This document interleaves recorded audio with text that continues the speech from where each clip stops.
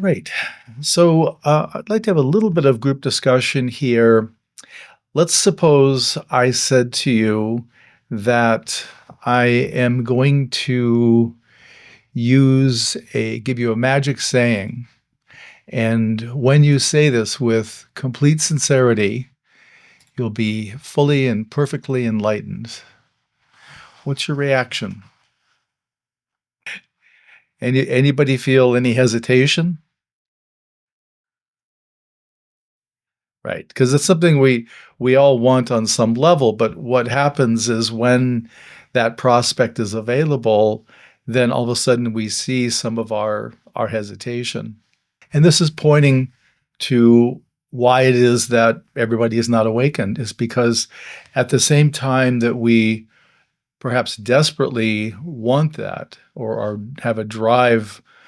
They call this the enlightenment drive. In Tibetan Buddhism, they call it the bodhicitta, which means the heart of awakening or the heart call of awakening. And that's what we're talking about. But when we can feel that and when we can feel the reality of it within the potential of our experience, we normally hit the brakes. We're pulling back, we're pulling away. And what I've identified I've been tracking this for a number of years with students, is anxiety, worry, fear, and even terror can be the issues that come up. In the stages of insight in Vipassana practice, the last stage before one formally would approach cessation would be the insight of terror. And this is exactly what that is. We can feel we're getting close to something that's obviously bigger than we are, and we have no control over. And we know that when we merge, when we make contact, when we surrender to it, our individual effort, our choices are going to be minimized or eliminated. So we're not going to be in control. And that's part of the concern. And also there's the strumming of the core wound. I can't get in this club. There's no way they're letting me in. Don't they know how broken I am? They'll see. I'm the most broken. Like Margarita said, everybody else here will have the experience except her. And this is common. When on retreat, it's many, many people who are having this kind of reaction. And everyone thinks it's only them. Everybody else they think is doing great or has the potential, but not when they self-evaluate. So when I talk about anxiety, I'm meaning a generalized, heightened concern about unknown events.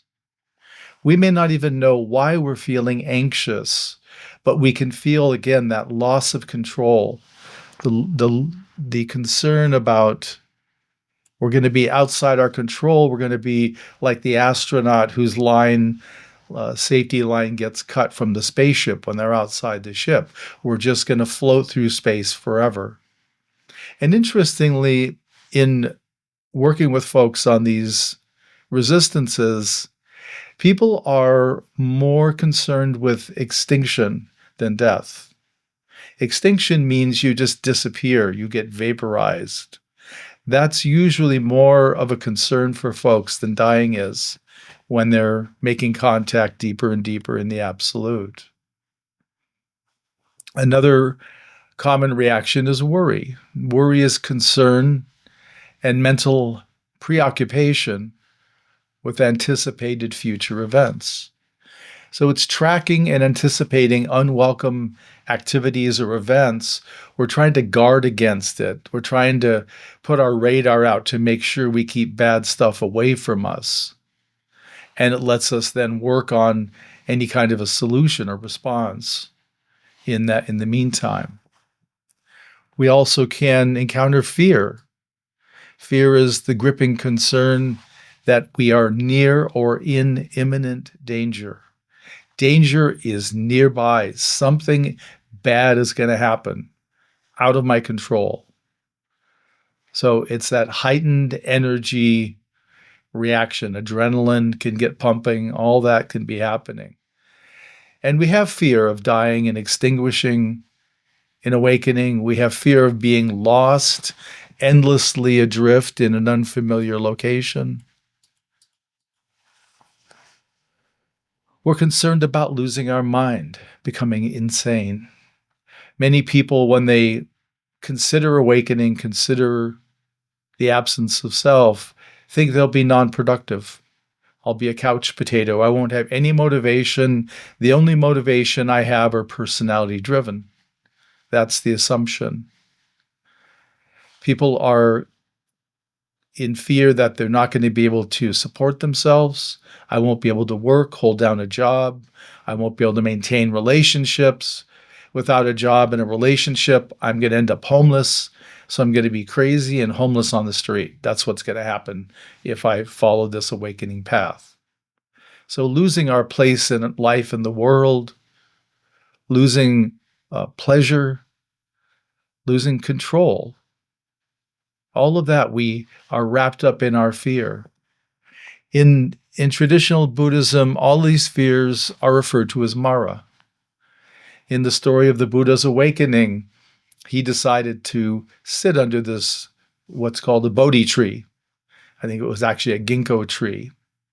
And they have kept that Bodhi tree alive. They do cuttings in India, and then they graft it onto a newer tree. And so the original Bodhi tree is still growing. And people from all over the world gather there. I've never been, but I've heard it's quite a spectacle with tens of thousands of people there, or at least when people I know went, that was their experience. But the Buddha sat down in front of, under the Bodhi tree, resolved to not arise until fully realized. And the story is that he stayed there for 7 days and 7 nights. This is why the Zen tradition typically does 7-day retreats called sesshin, because they're modeling it after the Buddha. And before the Buddha was awakened, he was attacked by Mara.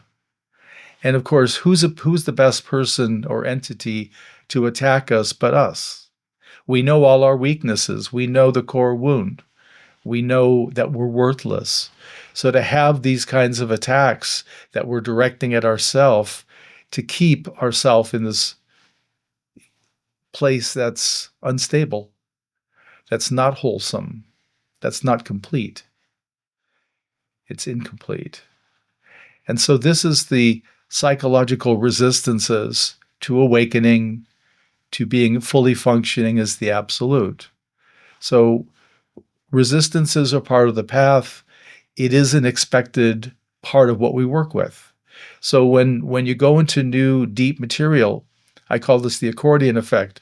There's a deeper, greater expansion than ever before.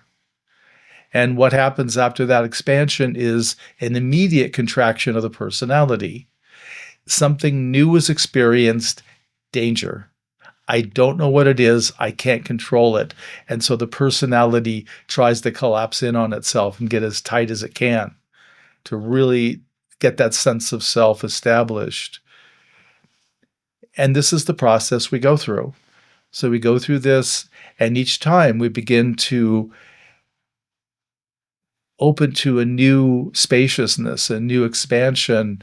We want to, once we're working and through the contraction, the second part of that experience, we want to remind ourselves that I touched into something new and different. Nothing bad happened. I didn't go crazy. I didn't die. So at least we know we can trust up to that same spot. One more step, perhaps we'll fall off the face of the earth. But up to that point, we know is safe. And so we keep building our trust as we go deeper and deeper. And this lets us trust the process. Well, I've had 5 of these experiences where I've opened and then I've trusted, and contact with the absolute has stayed. Maybe not as open as it was in the direct experience, but there's still an opening I can feel.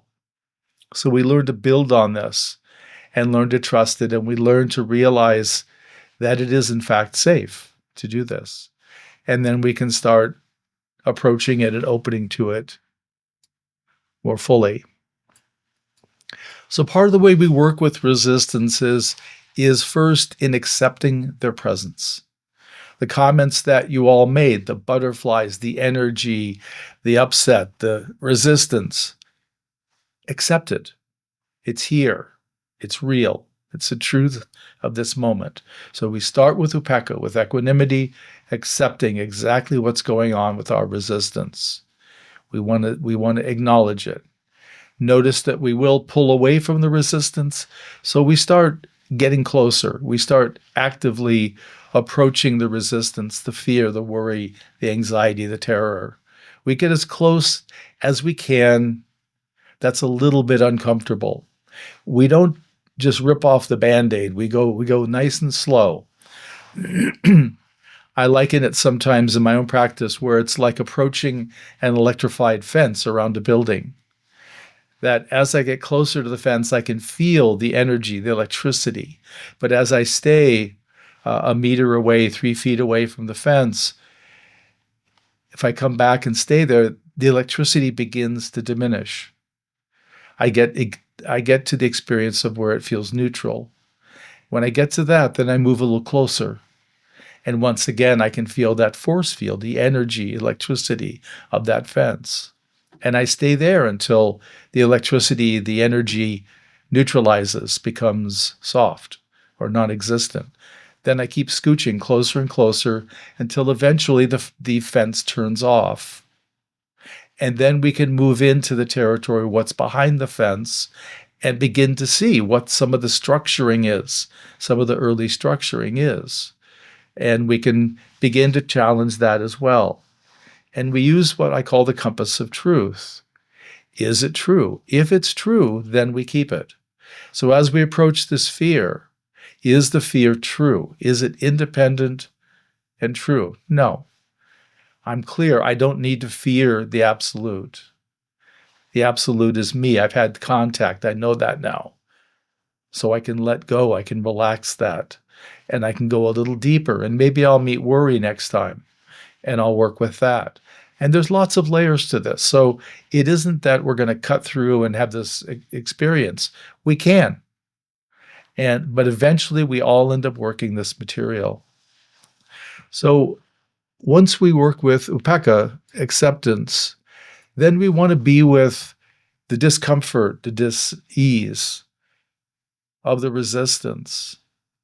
We want to feel how it limits us, it holds us back, it restricts us, how uncomfortable it is to always have this anxiety or fear running. And so we open to karuna, compassion, the tenderness of the absolute. The absolute does not eliminate suffering, what we call dukkha in Theravada Buddhism. It doesn't eliminate the suffering of conditioned living. I'm still going to get sick. I'm still going to fall and break a limb. I'm still going to have surgeries or medicine. That's the reality. So we have to understand that all of this is working. We want to be with that suffering. And as we're with it, it invites the tenderness to hold it. Some Buddhist teachers talk about compassion taking away our suffering. It doesn't take it away. It lets us be with it in a more wholesome, mature way. And we can then open to it, begin to understand it more and more. So compassion lets us meet it. One of the phrases that we use in compassion is if we're holding, say, a suffering person as our object, our person of meditation or object of meditation, and we're feeling their suffering. They're going through a divorce. They've just recovering from surgery. They've lost their job. They've had some other horrific life event. We hold their suffering. And when it's us, we hold our suffering, our discomfort, the pain. We imagine if this doesn't ever end, what's that going to be like for my lifetime? We feel the magnitude of it. And this lets us begin to make contact with tenderness, with softness. And we begin to hold and accept this worry, the resistance, the anxiety. We first acknowledged it with upekkha, equanimity. Now we're meeting it with the tenderness of the absolute. And that will begin to soften it. It'll begin to open more, so you'll see into it. You'll understand it. You may have memories of when some of these patterns were established when you were quite young. And we may have to work some of those memories and patterns. That happens sometimes. One of the things we watch for with working with compassion is the enjoyment of someone's suffering. That's not compassion. So we want to watch if we're moving into it, we're judging, well, they kind of deserved it. They were behaving in a way that it could result in some negativity, and it did. So it kind of teaches them a lesson. We've all been involved in cruelty. Cruelty prevents compassion from fully landing and opening. Cruelty is the intentional harming of another. So this is that fight you have when you're a teenager with your boyfriend, girlfriend, or other partner, and they say something to you that really wounds you, really cuts. And you decide, well, I'm going to say something back that's going to cut them a little bit deeper than I was just cut. I'm going to teach them a lesson. That's the cruelty in action. We intend to harm and we harm. So again, when that's happening or there's a judgment that it's deserved, those aren't compassion. Those are blocking the compassion. So we want to just stay with it. One of the ways we can work with this too is a practice that I call what else is here. We start with the discomfort. I'm feeling fear. Where in my body am I feeling it? I want to somatically locate it. Oh, I'm feeling it kind of in my belly, solar plexus belly area. Okay, what does it feel like? Oh, it's a churning. It's energy just running, and it feels uncomfortable, feels uneasy. It feels kind of sweaty, actually. So I'm noticing all these qualities of fear. And so when I finally get it and quantify it, okay, it's not below my belly, it's not into my heart area, it's contained right in the solar plexus upper belly. Okay. So the practice then is what else is here? We've quantified the fear, we open up to the rest of our body as an instrument, and we sense. And surprisingly, what do I find? I find peace. Peace is in my left foot and left leg. That's interesting. Okay. What does the peace feel like? Well, it feels dark, expansive, smooth, very relaxed, at ease. Okay. So now can you hold the fear and the peace together? Sure. So I open up awareness. I'm holding both peace and fear. I'm not trying to change anything. I'm not trying to manipulate either one of them, just letting them be. And eventually they begin to communicate in their own way. And the peace ends up influencing the fear. So the fear starts calming down, feels smoother, less agitated. And so this could lead to some kind of a breakthrough, an understanding of the fear. And also we can see that the peace of the Absolute is an antidote for the fear. We didn't try to create the peace, but in the wisdom of the Absolute, that's what appeared. And it's interesting working with students, through the years, this is really common. When we're working with something really difficult and I have them do what else is here, often whatever is the right antidote from the Absolute will be in their system, will be in their awareness. So this is basically the way we work with this. Let me pause here and see if there's any questions. Yeah, that's a good question. And really what we want to do is, like when you're having the heaviness, say, you said in your pelvic area. So again, really quantify it. What's the geographical territory that this is occupying? So you want to be really, really clear on that, as clear as possible. And then once you can hold that, you're sort of holding, the border and the heaviness. Then you let awareness just start searching the body. You're sort of doing this kind of a body scan to see what else is here. And something will come forward. And often, but see, it's not like you're saying, well, any goodness would be a good antidote. That's not what's happening. You're just checking in your body, and all of a sudden you find something. There's an energy. Oh, my right leg feels different. So I bring awareness there, and oh, I'm feeling joy in my right leg. I just feel this bubbly joy. And I'm not doing it because I was as surprised to find joy as you were, you see. So I'm not looking for the antidote. I'm letting it come forward. And it usually is the perfect match for whatever it is. Well, and if you can't find, if you don't locate anything, then you can use the strategy of using the Brahma Viharas, like just how we've done them, or I've suggested doing them. And you know how to do all this. We've worked together for a number of years. So you can do that if you can't find it. But if you can really find it, it's really ideal because it will help. It'll start working that issue, like the fear. And part of it, the work is then to journal around what's your lifetime experience with fear. I was a really fearful kid. I was fearless as a kid, and just what the history. We're not writing anything perfect. We want to be accurate. How did I cope with fear through my life? Oh, mostly I escaped. I used candy and TV or whatever. And so you just start seeing it, and then you start trying to mature it to say, well, what was my fear as a child? Oh, fear of being alone. Okay, how am I now about that fear? And so you're updating this. You're maturing the personality along the way. Yeah, but keep that don't know. I think that'll be the helpful link. Yep. Anybody else? Okay, well, if you have no questions, then we go to meditation. So let's go to meditation. We'll put some of this into practice.